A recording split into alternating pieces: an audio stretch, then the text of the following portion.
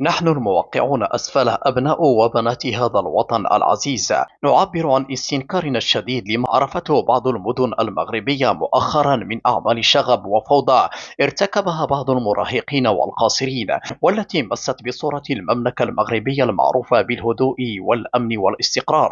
إننا نرفض رفضا قاطعا مثل هذه التصرفات الغير المسؤولة التي تهدد سلامة المواطنين وتسيء إلى سمعة المملكة المغربية. كما ندين بشدة كل محاولة للمساس بالأمن العام أو الممتلكات الخاصة أو العامة.